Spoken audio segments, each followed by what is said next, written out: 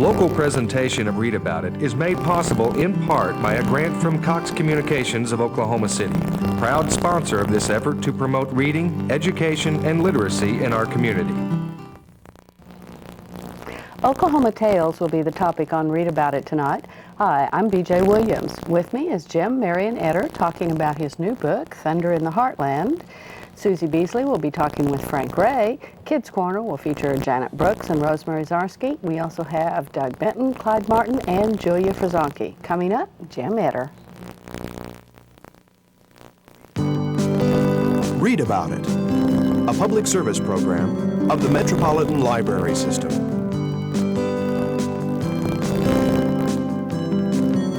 Your host, BJ Williams.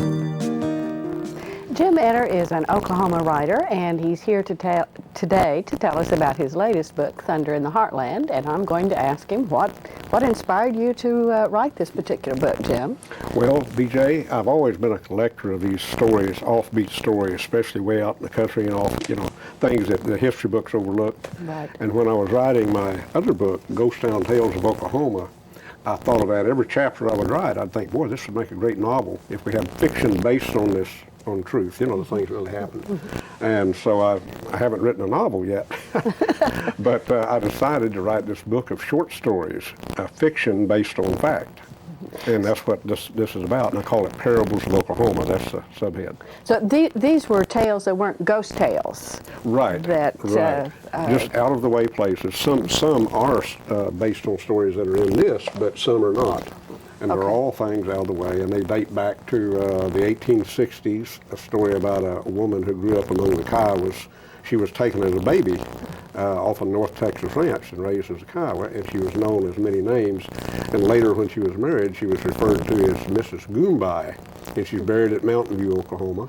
And her great-grandson is Mr. J.T. Goombai of Chickasha, and he's one of the recent chairmen. Very influential gentleman. And she never wanted to be anything but a Kiowa, never spoke anything but Kiowa. A very touching story indeed, and that's the first story. And they go on up to contemporary times. Mm-hmm. Some are humorous, some are very serious, but they're all based on fact. And I think fiction is a great way to study history. It's a real fun way to read about history. As long as the writer of the fiction has done his research and gets things right. I've got to admit, I have a pet peeve about historical fiction where they talk about ashtrays in 1790 England, Right, you're right. Some stories and movies are just way off. Right. Well, I had confidence that since you'd been writing it, you were not going to put in an anachronism or something like that. Well, thank you. And one of the tales I enjoyed was the one about Pistol Pete. Pistol Pete. So right, he was one of my favorite characters to read about him, and he was a fascinating character, and he was a real cowboy, and many of the things, and he had a gift for telling things, a good storyteller, and many of the things he told about, were true, but some of the things, kind of, he might have got carried away. Well, I believe tall tales is a Western like expression. Like some people might have said the same thing about me. But anyway, I based one story on him and took a character much like him who was a sharpshooter, very good at pistols and so forth, and he was an older gentleman. And I kind of mixed a love story along with it and made a humorous story out of it. Mm-hmm. And you could go on and on with things like this, based on real facts. But that's one of my favorite stories. I love doing that story about Pistol Pete. Right. Well, what impressed me about the book was the breadth of it. As you commented in your foreword to the book, that people say a lot of things about Oklahoma where Oklahoma is not very easily categorized. Exactly. That's my point. I've heard it over and over. We think of ourselves as being part of the Southwest, and we are, but many people don't know where we are. They say the Midwest, the South, so forth. They don't know. And many native Oklahomans don't know much about our history and culture. Right. And to me, it takes fiction to go along with a nonfiction to tell something about our culture. Mm-hmm. And like I say, I think it's a fun way for students and older people too to review Oklahoma history. Well, and I like the short story approach because that way you can read a little bit about the cattle drives that happened more in the western part of the state and what happened with the Indians in the eastern part of the state. Right. And then you've got land runs, you've got freed slaves moving in and forming black towns. Right. You name it, it happened here, I think. Just about. Just about. Yeah, I tried to do that. I tried to write about the cowboys, but also the contemporary things and the storms and the very small towns and the people you didn't like and the people you like. And Oklahoma, we have all that, of course. And so I'm glad you recognize that. That's what I tried to accomplish in that. And I even, as you know, tried to, of course, I had to allude to the Oklahoma City bombing, but I didn't elaborate on that. But there was a story about one of the victims of that, of course. Well, it's nice to have a little bit of recognize that something else happened in Oklahoma City besides True. that true. there are other things. I feel that way too. Of course, we go right from, oh, you're from the land of the Great Depression and the Dust Bowl to, oh, you're from the land of the bombing. And one or two things happen in between those. True. So, and your book does really span that whole era. As you said, it's from the 1860s right up to the present. Right, and that's what I really tried to do. I enjoyed the one about the young boy. It starts out with the horse traders. I'm sorry, I don't remember the title of it, where he got the... To ride on the vapor. right. I do too, and some of this stuff is autobiographical, of course. You know. I grew up in a very small town. I grew up around horses, and I loved horses. And this is a story about a boy who he has his first horse, and he falls in love with it, and he sees it die, unfortunately. And it's one of the things you go through with in growing up. And then he also sees a friend die, and he learns about death, something we all have to accept. And it's it's one of those things that just, and essentially it's about a boy growing up. Right. And of course that also mentions a lot of real people in there, a lot of real rodeo people and horse people in Oklahoma. Many real people, of course, are mentioned in this book. Right. Well, I enjoyed the talk that he was having with his friends when the horse trader first came into town, and they went out to see, well, oh, you don't want to paint because paint horses aren't any good. Well, how do you know that? Yeah. Well, Gene Autry doesn't ride a paint. Right, exactly. Okay. Roy Rogers doesn't ride a paint. Right. So, that's true. what I enjoyed was the juxtaposition between you've got a horse trader running around Oklahoma trading horses who are still kind of a part of the economy, and yet these kids' experience with horses is watching cowboys in the movies. Right. True. Yeah, you have two things there. And there was that period when horse traders were a big part of the local economy, especially in small towns. You know? I think my great-grandfather probably did a little bit of that in his day.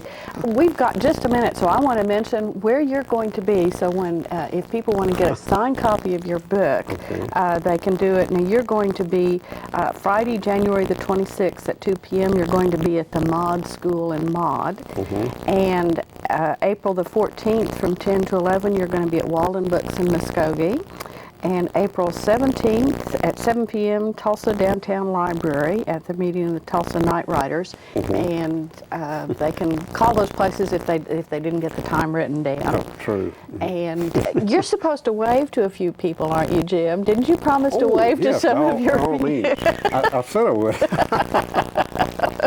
Yes. I love to wave at my fans.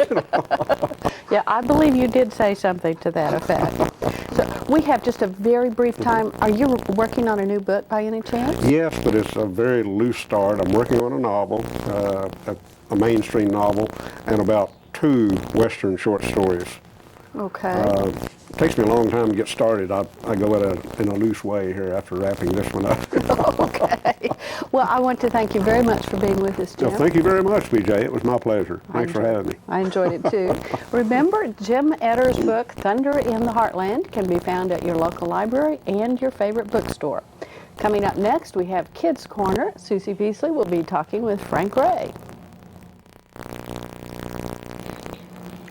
Frank, tell us about A&E's Incredible World of Cats. It sounds like a really good video. This is a very good video. Of course, it is taken from the A&E Arts and Entertainment. Arts and Entertainment channel. It's in 2 volumes. This is without the commercials, so each one runs about 48 minutes. You don't have to mess with the commercials. This basically tells the development, the domestication of the cats and how they affect our life. There's more cats than there are dogs, so actually cats are man's favorite animal, according to the videos. Right. Cats are fairly recently domesticated, only about 4,000 years, which seems long to me, but dogs and other animals were domesticated far before the cats were. The cats came into being when man quit being a hunter-gatherer and started the farming and living in the cities. Right. They protected They protected the people from the vermin, the rats and the mice, because of their hunting capabilities, and they had a more cuddle factor than the snakes or the lizards or anything. So who narrates this video? Jack Perkins, and he's done quite a bit, and he has a very good narration voice. Listening to him is very pleasant. Very good video, very multi-areas. It talks about the development, the natural history of the cats, the economics that the American public spends on their cats. You can see a lot of the, I guess it's the show winners for the various breeds, and these are beautiful cats. The Persians are the most popular, and then followed by the Maine Coon. I, of course, happen to have just 3 basic cats. 3 basic cats that I got from the Welfare Center, which is where they say a lot of the cats that are trained or that go in the shows come from. Is from the animal shelter. And this video also covers therapy cats. Yes, it does, and that's a very interesting part about the people that take cats to the nursing homes or the convalescent centers, and the people get a chance to pet the cats, and improving the quality and of life. it really it helps. Of course, they do that with horses as well, and other animals, but cats were the first because they were easy to bring in and let the people actually handle.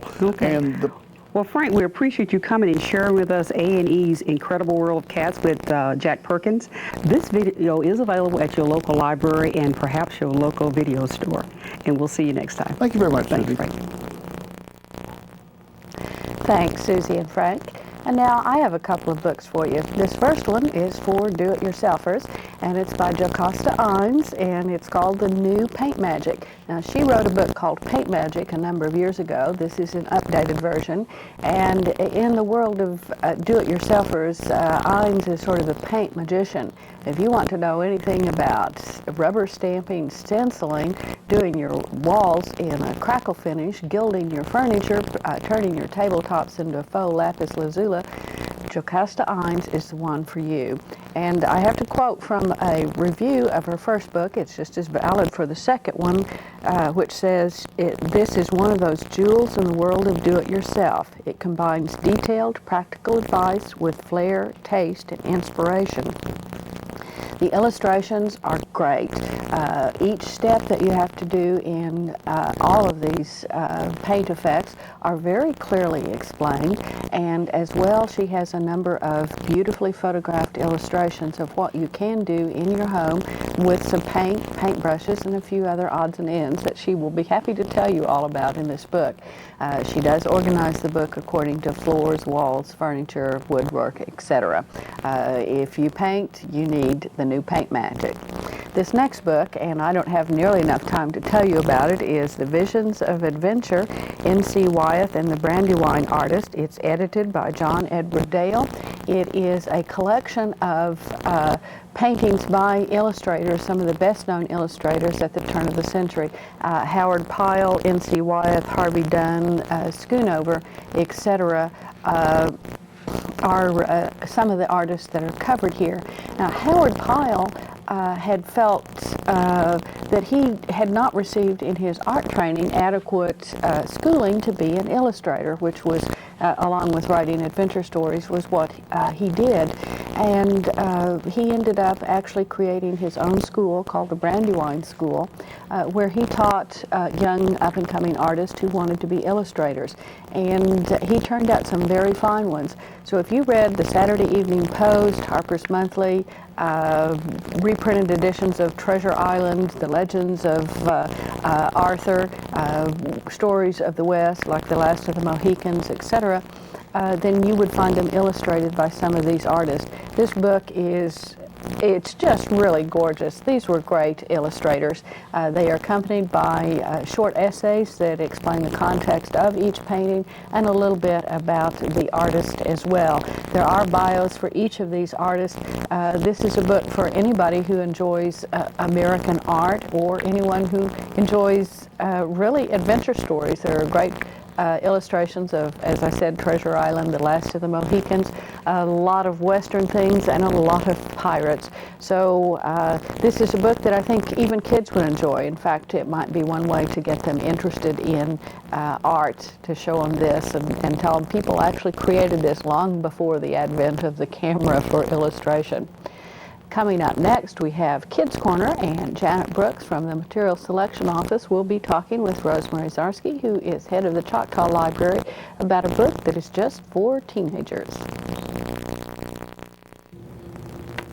Hello, Rosemary. You've brought us kind of a unique twist on family life. That's for sure. Why did you choose this story? Well, I chose this particular story because, first of all, the purple cover just grabbed my attention. And it was a sci-fi, and I just really enjoy reading science fiction. And then I got into the story. And I come from a blended family, so it was nice seeing how they're treating that particular situation in today's world with a lighthearted twist. Well, what makes this so unique then? I mean, we've got lots of family blending stories. What's kind of unique about this one? Well, the to-be father and his daughter are not Earth beings. They are actually from another planet where they exist in a gaseous state. And they have become solid to live on Earth. Very nice. What was so appealing about this book? Well, it's told through the diaries of Amy, who is Earth's child, of the mother, and Ariel, who is the father's daughter. And it shows how these ladies are thinking about this situation and how they realize they can work together, even if they don't necessarily like each other, to get a common goal of the parents not marrying. And yet they can also pull together and be friends by enjoying those things that they enjoy, like surfing together. Are they the same age? They're the same age, go to the same school, which for Amy is a little bit hard to swallow because Ariel is the perfect physical appearance to attract boys of that age. And what age group would be most likely to pick up on this book? I think 4th to 6th grade would really be the best for this age group. What's the age of the protagonist? They're both 6th graders. So, yeah. And they're both in a middle school, so 7th and 8th graders could enjoy it too, but they are 6th graders, and usually 7th graders would prefer not to read a 6th grader book. Right. Well, we had mentioned earlier that our library summer reading theme is kind of outer space. So we would like to remind folks that this book is available and that would fit right along with our summer reading theme. I'll probably have it on display. Along with a lot of others of similar topics, I'm sure.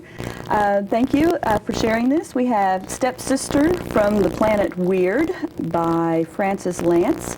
And we want to tell you, you can get this at your local library or your public bookstore. Thanks, Janet and Rosemary. It's time now for the New York Times bestseller list. We'll start out with hardback fiction, and number 10 on that list is Protect and Defend by Richard North Patterson, The Last Precinct by Patricia Cornwell, The Constant Gardener by John le Carré, Dr. Death by Jonathan Kellerman, Code to Zero by Ken Follett, The Bear and the Dragon by Tom Clancy is number 5, Prodigal Summer by Barbara Kingsolver. The Mark by Tim LaHaye and Jerry Jenkins. Number 2 is Roses Are Red by James Patterson. And number 1 is Dean Koontz's From the Corner of His Eye.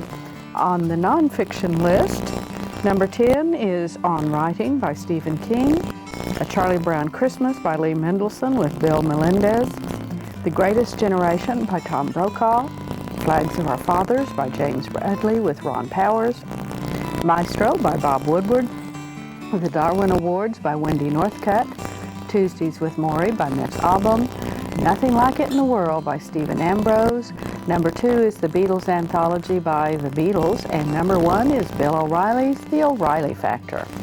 On the children's bestseller list, number 10 is She Said Yes by Misty Bernal. Dr. Seuss's How the Grinch Stole Christmas, adapted by Louise Gitkow. World Almanac for Kids 2001 by World Almanac. Chicken Soup for the Preteen Soul, compiled by Canfield, Hansen, and Dunlap. Don't Sweat the Small Stuff for Teens by Richard Carlson. Holes by Louis Sachar. Life Strategies for Teens by Jay McGraw. Chicken Soup for the Teenage Soul 3, compiled by Canfield, Hansen, Kerberger. Number 2 is Harry Potter and the Chamber of Secrets by J.K. Rowling. And number 1 is Harry Potter and the Sorcerer's Stone, also by J.K. Rowling. Coming up next, we have Doug Benton from the Metropolitan Library System and the Oklahoma Gazette, and Clyde Martin, that renowned actor and radio opera host, and they have a book just for you. Thank you, BJ. Well, Doug, welcome. And I see you have a book by Roger Ebert. I hated this movie. I hate a lot of them, too. I wonder if they're some of the same ones. I'm sure they are. Roger Ebert puts out an annual, well, of course, he has the newspaper column where he reviews. He's got the television program. And he puts out an annual book of republishing his movie reviews. This book is kind of fun because it goes all the way back to the beginning of his career, which was in the late 60s. He's really been around for a long time, I think longer than people realize he has. And this is a collection of reviews of movies that, as he says, he really hated these movies. These are the ones that get 1 star or 1/2 star.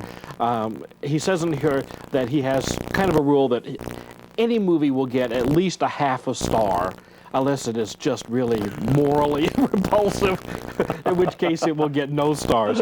So, he gives credit for trying, for almost everything. But this is a collection. The reviews are fun. These are reviews that you can enjoy reading even if you've never seen the film, have no interest in seeing the film, have no interest in seeing any film for that matter. He says in the introduction that he doesn't think that movie reviews are for the reviewer to be clever, to try to be witty, to build up himself at the expense of the film. But sometimes you just resent the movie so much, you attack them with both barrels blazing. What are some of the ones he hated? Well, some surprisingly enough have big stars in them. I mean, they're not all just movies that you've never heard of before. Some of them are. I just passed one called "I Spit on Your Grave." Oh, I remember. Yes, I remember that. But here's what he says about a movie called Frozen Assets that came out in 1992 with Shelley Long. He says, I didn't feel like a viewer during Frozen Assets. I felt like an eyewitness at a disaster. If I were more of a hero, I would spend the next couple of weeks breaking into theaters where this movie is being shown and leading the audience to safety.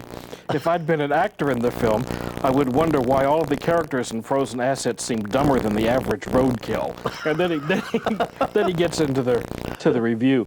Here's a bit from one on a movie called Mad Dog Time with Richard Dreyfuss and Jeff Goldblum that came out in 1996. He says, Mad Dog Time is the first movie I have ever seen that does not improve on the sight of a blank screen viewed for the same length of time. I've seen bad movies before, but they usually made me care about how bad they were. Watching Mad Dog Time is like waiting for the bus in a city where you're not sure they have a bus line. That's pretty pretty devastating. Well, I think that we should ask the library to order some of these, these titles. Yeah, sure. But there are things here that made a lot of money. An American Werewolf in Paris is in here. Some of the Alien series, some of those books are in here. And, of course, the Ace Ventura book, films by Jim Carrey, they're here, too. Well, thank you very, very much, Doug. This sounds like fun. Thanks, Doug and Clyde. Coming up next is Julia Frazonki, the Public Information Officer of the Metropolitan Library System. I chatted with her a couple of days ago about what's happening at our libraries. I think you'll be interested in what she has to say. Since this is a new year, I am going to ask Julia what's new at the library.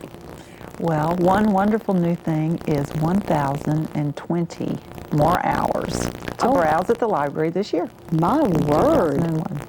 That's right. We've extended services by 1 hour on Friday afternoons at all the full-service libraries. So we'll be open from 9 to 6 every Friday, and then also extended 1 hour on Sundays from instead of 1 to 5, it will now be 1 to 6. Doing that all year round, and all of that added up together comes to 1,020 more hours. How wonderful. That's pretty exciting. Yeah, that is. And there's another exciting thing that has to do with our libraries as well, isn't there? Well, we have a lot of new staff on board. I think 32 new employees, in fact. If not to that number yet, we are working on it. Adding some new librarians who have a special interest and talent in bringing programs for teenagers. Hopefully we'll be able to draw that age group into the library in greater numbers. More than just when they have a term paper due tomorrow. Exactly. Exactly. In fact, we've also created some really compelling teen areas in a few of the buildings, Ralph Ellison, at the newly remodeled Edmond Library, and at the newly remodeled Belle Isle Library. Teens can go in and find a special place to sit and read and find materials that they particularly enjoy. And really kind of a place to sort of hang out, if that's a term that's still used these days. It's been so long. I think it is. I have a teenager and I hear that frequently. But this would be a congenial spot to meet your friends and sort of hang out. You bet, and bring your books and get around the big table and study together. So, also, we're hiring technology assistants to help with all the computers that we've now added to the libraries. So that's going to be a big plus for services. If you feel a little bit shaky about using a computer program, there will now be someone there who can step in and give you a helping hand. So if you've done all the research that you need for your paper or a presentation somewhere, and that WordPerfect program or whatever the program is intimidates you, there's going to be somebody there to say, no, you punched that button, not this one. Exactly. Great. That is exactly right. And help do database research and introduce you to the internet and all those other wonderful computer services we have. Now, with the technology help, is that available all the time? Do you need to schedule in advance? I mean, do you need to call up and say, I'm going to be there next Wednesday and I'm going to need a lot of help? That would be a good idea. The technology assistants are part-time. I can't tell you exactly what hours they will be working, but I think the focus is on probably evenings and weekends when a lot of people are using the library and in there doing papers and such as that. But calling ahead would be a super idea. Okay, great. And we have one more really new and exciting thing that actually people will get to see a lot more of next month, but... A new executive director, Norman Moz, who comes to us from Saginaw, Michigan, and he's going to be your guest early February, I believe it is. Mm-hmm. He certainly is. So he'll be able to tell us, among other things, how to drive on icy roads. He has a lot of experience in that area. Right. But we're looking forward to having him lead the library, I guess, in the 21st century. We are, and hear his new ideas and the direction he'd like to take us. It's going to be an exciting time for us. Okay. Well, I want to thank you very much, Julia, for being with us. Thank you. Remember, you can find all of those programs and lots of books, magazines, CDs, and videos that you can check out at your library as well. Thanks for being with us, and be sure and join us again next time.